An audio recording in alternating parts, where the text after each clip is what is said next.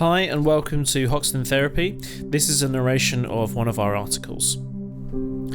Bereavement.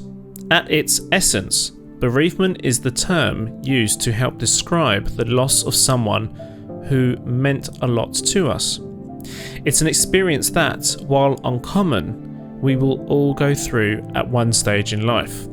For younger people, the damage that bereavement can be quite extensive and is often hard to recover from in general.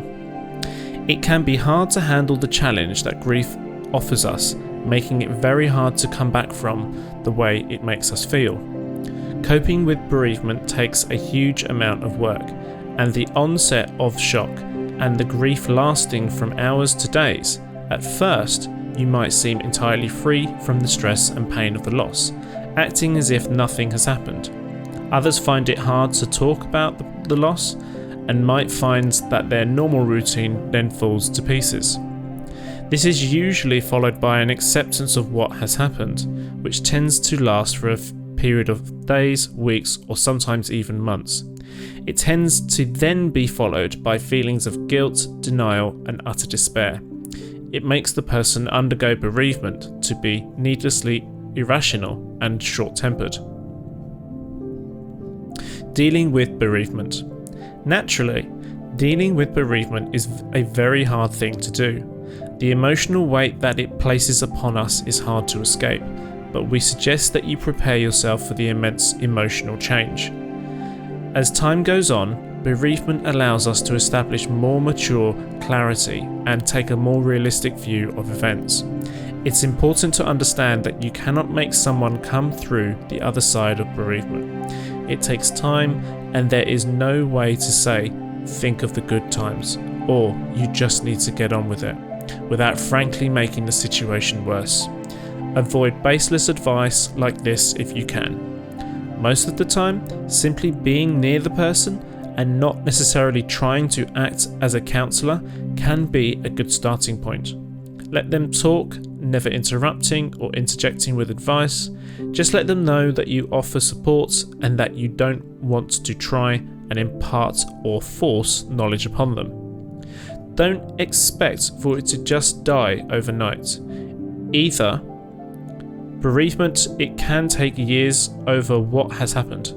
Being there to offer support or on major events in the life of the deceased is very useful too.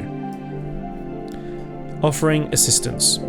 Your best bet to make sure that those going through bereavement can succeed is to simply offer a sympathetic ear.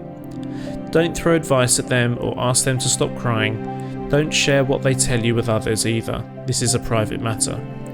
Let them talk and open up and allow them to share their fears, sadness, and general frustration.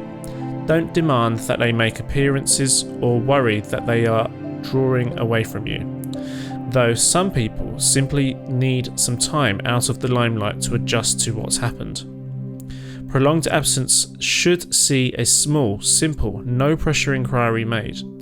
Your main aim should be to let them talk, to let them open up about their own fears and questions, and to avoid proclaiming your own support structure as the ideal authority.